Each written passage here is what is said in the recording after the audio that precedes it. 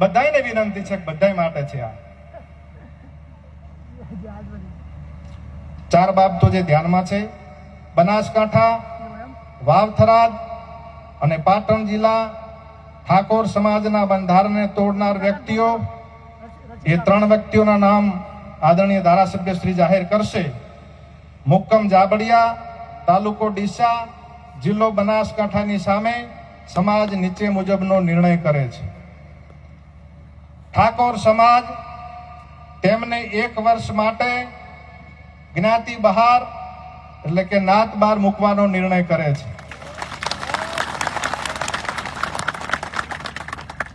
1 વર્ષ પછી સમાજના બંધારણ દિવસની ઉજવણી વખતે જાબડિયા ગામના ઠાકોર સમાજની ગ્રામ સમિતિ તેમને સમાજમાં પરત લેવાની વિનંતી કરે તો તે અભિપ્રાય ડીસા ઠાકોર સમાજ તાલુકા સમિતિના ધ્યાન ઉપર મૂકીને ગુણ દોષના આધારે સમીક્ષા કરીને નિર્ણય કરવામાં આવશે.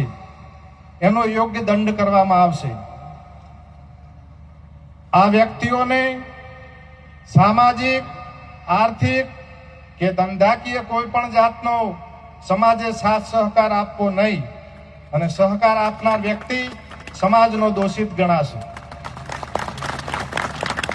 સોશિયલ મીડિયામાંથી સમાજના ભાઈઓને વિનંતી કે તેમને અનફોલો કરે અને પવિત્ર કાર્યમાં સહકાર આપે. આ 4 બાબતો હતી. માન્ય આગેવાન શ્રીઓનું સૂચન હતું એ મેં આપની સમક્ષ મૂક્યું છે. મારી વાણીમાં વિચારમાં કાંઈ ભૂલ થઈ હોય તો વ્યક્તિગત એક્સમાં માફી માંગુ છું. કાંઈ ભૂલ થઈ હોય બોલવામાં, માણસ માત્ર એ ભૂલને પાત્ર. આપ સૌનો આભાર અસ્તુ. વંદે માતરમ. જય સદારામ બાપા.